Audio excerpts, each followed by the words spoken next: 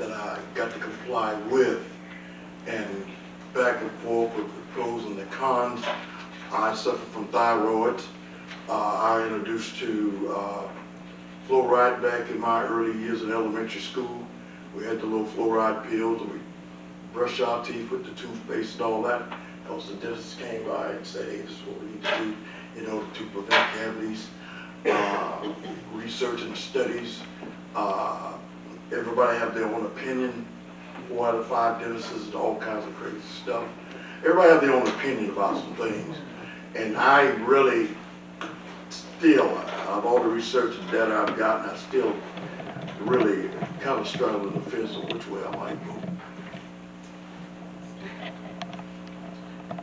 Okay, is there any other? To you. I've been sitting here listening to you back and forth about all the studies and everything that you said. And if it was really correct, I should have been dead a long time ago for fluoride. Because, you know, when you get in front of you, take toothpaste and you put it on you, and you're gonna brush your teeth because you're number one, you're in the bathroom, and you hate to get out, especially during the winter time. The average, I was looking up, finding some details about the average time to brush your teeth. It says you should brush them 2 minutes in the morning and 2 minutes at night. Is that going to give you enough fluoride in order to kill you, to make you dead over a lifetime? It says average time to brush your teeth, 2 minutes in the morning and 2 minutes at night. Now, my next question was, when was the dates of these studies that when you I started trying to research some of the dates that you're bringing in, these researches, that you said this was research and that was research. Go back and look at your dates and the times, how long these research projects went on. You know, does it give you adequate information about, we've done research for 10 years, over 20 years, a period of time, this was done, the period of time that the research was done. I can give you a research and say, hey, this is the finding. And I might even take 6 months, 3 months, 5 months, and do a periodical on it, and it's published. So that was my next question. And then when you start talking about underprivileged who doesn't get dental care, you are so right. You're so right. In a town or city like you live in, I heard him say there's not even a dentist here. Not even a dentist. I was at a dentist in Jacksonville. I was just arriving back from a dentist in Jacksonville. I had to go all the way to Jacksonville to go to a dentist. Yeah, we have dentists here, but what I'm saying is, for the underprivileged children who can't get it, you know, this is what I'm saying. So yes, maybe some of us can afford to take our children to different places to get the fluoride treatments or whatever. And my next question was, now, be for real, and honestly, this is the truth. How many of you actually, most of you drink bottled water. Most of you drink bottled water. You go to Publix, whatever, you buy bottled water. How many of you actually drink water out of fountains out there? Very, very few of you. If you would actually answer honestly, very few of you drink water from a fountain. Very few of you. You buy bottled water. Do you know what's in that bottled water? I happen to visit a plant, and my gosh, if you only know what you're drinking, that water sit there and settle, you'll be amazing surprised what in those bottled water. The particles that's in those bottled water. It almost stopped me from drinking bottled water. My next question was, you said fluorides go into the water for animals and vegetables. So you're eating the vegetables, so the water goes in there. Now, how many years have you been, your animals been drinking this water?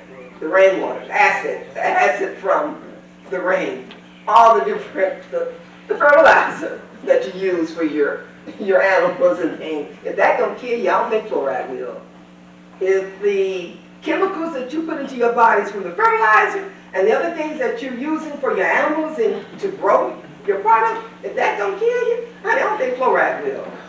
Another thing, you talked about the animals of death. How long, when you said there was animals that was dying, did you do the study for, was this study done for 10 years, 15 years, 20 years when you started talking about animals dying from the fluoride? That was my question. My gosh, if they found that animals were dying from the fluoride, then it should have been stopped fluoride a long, long time ago. Because that just didn't make sense to me. that there were animals dying, and no one stopped the fluoride a long time ago. And then you talked about, oh, here's something else where we're talking, I looked up.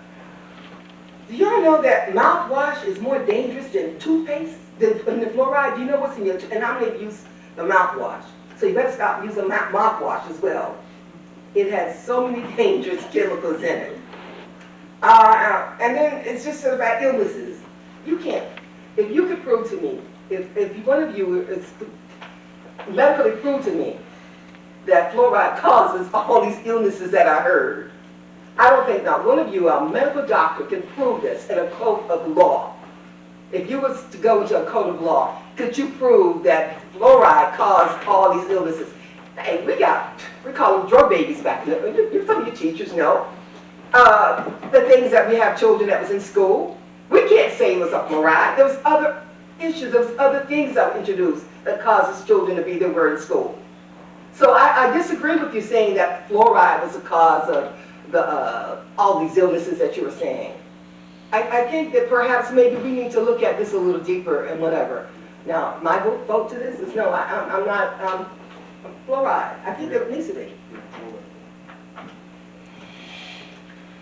Okay, is there any further discussion? I went to numerous houses around in my district, and I'll vote for what they chose. Okay, we have a motion and a second to discontinue. So, all in favor? Aye. Mr. Jeff, He didn't know.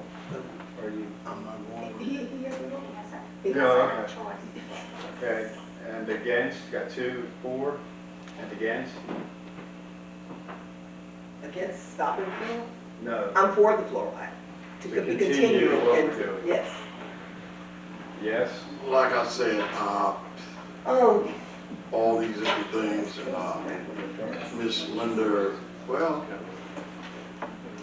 you made a great point on that, what you're saying.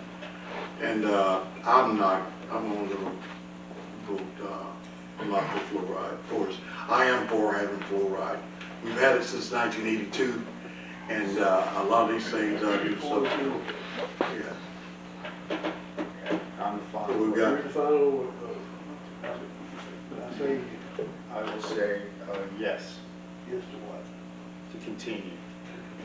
We have 3 to continue, 2 to discontinue. All right.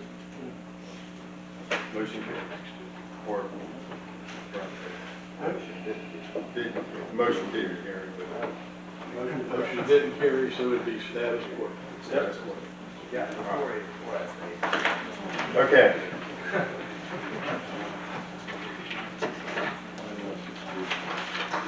Mr. Sessions.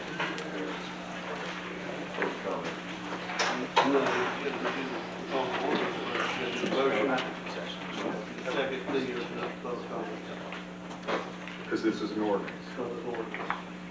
By discussion of possible council action reading, first reading ordinance 1507.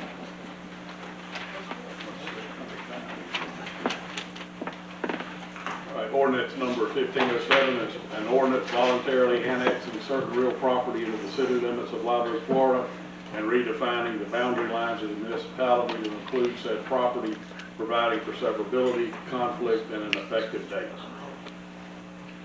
Okay, this is, so it's an ordinance, but we'll just open it up to the, Motion. okay. Yeah, we need a motion. Motion, and we get seconded, we have discussion. So we Motion to start. Yeah. Okay, make it, Will. Well, we do it after once there's a proposition on the floor. I'm commissioning that we don't do the annex as right now. what are we playing? Wait. So she's made a motion. She has made a motion against ordinance 1507. And that's annexation? To not. I'll second that motion. Okay, we have a second. We will open that for discussion. The first person that had signed up for that is Melissa Matt Francisco. And we'll let her give her 3 minutes. Hi Hi there, I have 2 addresses. I'm 3 houses away from you, Mr. Birch, and also 11941 Bass Road. Basically, it's quality versus quantity, and we're not getting anything for quantity. We're gonna get more flooding. I've heard 3 of y'all talk about flooding tonight. Flooding, flooding, flooding. Let's focus on getting better medical care. Let's focus on getting new jobs. Let's don't focus on, they can do anything they want once it's annexed. They're gonna sell us the dream of rainbows and butterflies, but that's not what we're gonna get. We're gonna get traffic and flooding. And I don't even need the rest of my 3 minutes. Thank y'all. Thank you. 6D, Stephanie Matt. Ms. Matt?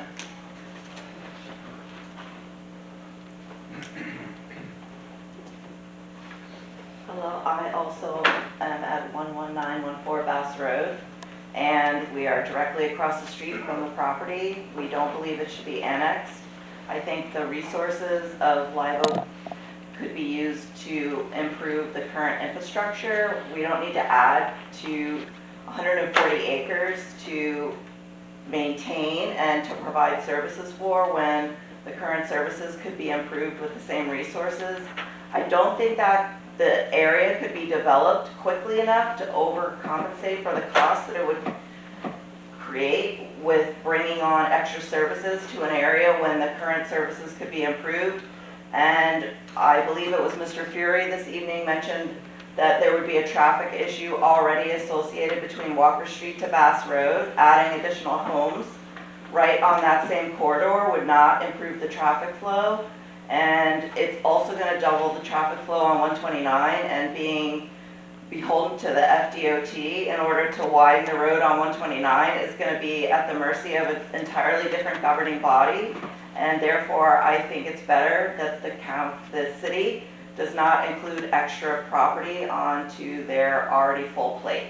Thank you. Thank you. Okay, Mr. Clever? I'll be as quick as I can. No, you're good. It's an ordinance. Uh, I just had to make sure we did it during the right time. I still owe the stuff at 14581 102nd Path, Live Oak. The ladies actually covered quite a bit of mine, so it's not uncommon, I guess, what we're thinking on the congestion at 51 and 129, the congestion at 90 and 129. I mean, part of the reason I moved here was to get out of the congestion in St. Johns County. And sprawl, y'all don't want it. Go if you think you want it, go over to Lake City. You know, pretty much any time of the day. And I'm hearing a lot of development ideas that are leading towards that and ruining the town I fell in love with over 40 years ago, St. Augustine. So, I mean, I can't control it. Obviously, I'm shocked at what y'all just decided on the other, but I'm here. All right. So, one thing I want y'all to look at, though. All right. The individual is fixing to come up here. He's salesman, right? The engineer, but he's salesman. And the story I heard, I don't have confirmation on this, but I first heard there was 500 trailer units going in there. Now I'm hearing 500 or 600 of the average $350,000 purchases, all right, buildings. I figured that up on a 30-year mortgage, that's about $3,100 a month. On a 15-year mortgage, that's about $3,700 a month. They ain't here, if that's the plan, and I agree with what the lady said. Once they're annexed, they do pretty much what they want. They gotta go through y'all, but you know, we know I don't think they're doing this, if they go with the $350,000 units average, I don't think they're doing that to serve the people in this county. I think we're gonna have a whole lot from New York and Jersey, and a whole lot more from South Florida that would just add to congestion. And I live on the other side of that intersection, or both those intersections, and I have to deal with them now. I don't want to see another well, that'd be, what, maybe 1,500, 2,000 more vehicles hitting those intersections? Thank you. Thank you. Okay, Adam Collins?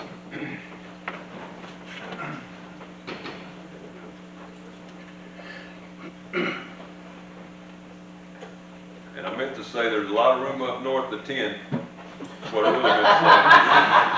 Amen.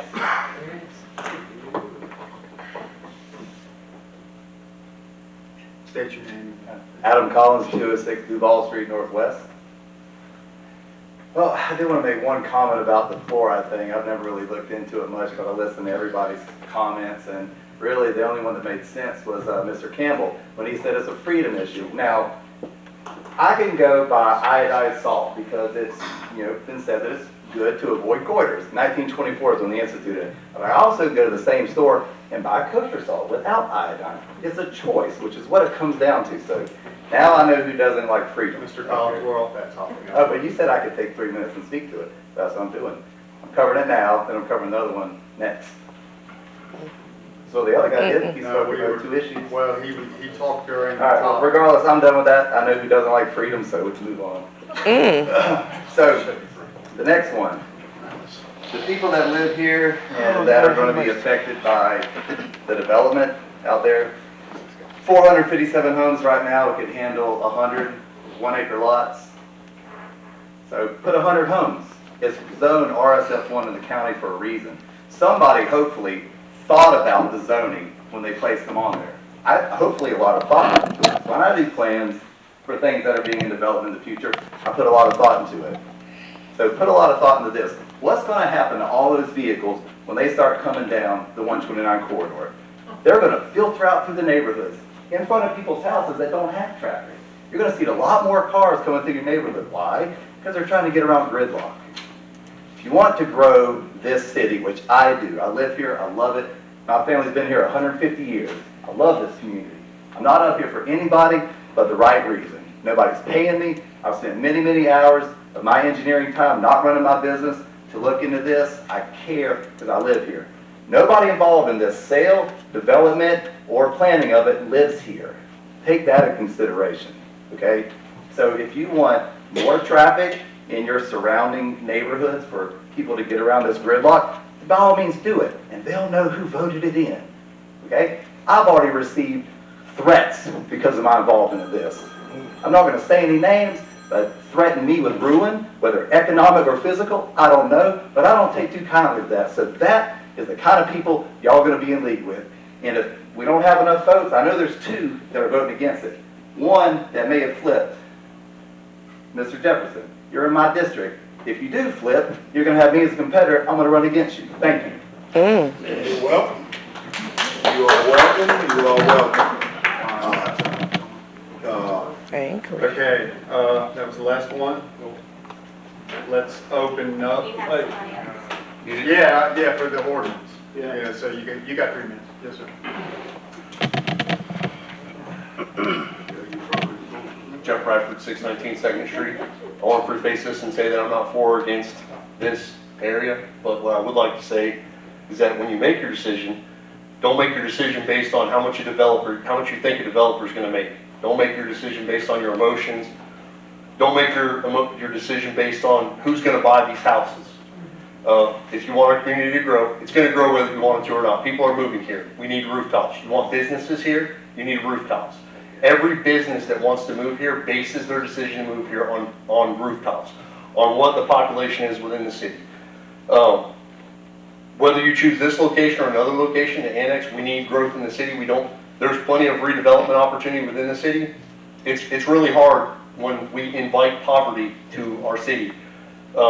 We need these houses that are in that price range, in the above $250,000 price range. There's a market for them. I'm not saying this is the correct location. One of the other things to consider is everybody's talked about traffic on the south side of town. If you develop an area on the north side of town, what traffic patterns do you have to funnel that traffic to the schools and to the amenities on the south side of town? You've got a restricted 129 corridor. You've got an access road that goes around. Traffic is always going to be a problem within our city until we find alternate routes and additional locations for school. However, when you make your decision based on the facts, not on emotions, not on what you think, what you observe, okay? Not on friendship, not on what you promised somebody. Make your decision based on educated information. That's all I have to say. Thank you. Okay, that was all the had signed up. Is there anybody from the public that wants to discuss this ordinance? It's opened up. We all speak on it. Yes, sir. 3 minutes. Say your name and, Lance Jones with Jones Engineering, and I live in Lake City, so I'm kind of from here, and I spend a lot of time here now. But I'm Marvin Courier. I'm a Florida boy from a town very similar to this. I represent the sellers and the developers just for any questions that you may have to help clarify the process. I just want to go over some of the comments tonight. The first thing I want to talk about is the flooding. I believe everybody on the city council knows that we cannot increase the flooding impacts from what they are now. We have to adhere to Swanee River Water Management District rules and regulations of the state, where we cannot increase the flooding after our development. So our post has to be less than or equal to what the flooding is now. So we cannot increase the flooding from our development. Number 2, we cannot do anything we want after the zoning and the land use gets approved. We are only going to be allowed to do site-built homes. We cannot do mobile homes once land use and zoning gets set up for residential single family. As far as the traffic goes, Mr. Campbell had a great statement tonight talking about data. You know, all I'm doing is relaying the data that I have that's available to everybody that is real data, FDOT traffic online, that tells you what the average annual daily traffic is, what the peak hour flows are, and I am reporting that that site will result in still having about 35% residual capacity once it's developed with what we are proposing. We're not really asking for resources from the city. You know, we're looking at doing this development ourselves. So we're not looking for money or anything. We're just looking to have it annexed. So we're talking about generating revenues for the city of about $2.5 million operating every year when you look at the property taxes and you look at the water and sewer utility rates. You're also talking about putting a loop in on the water system, which I know is needed by the city.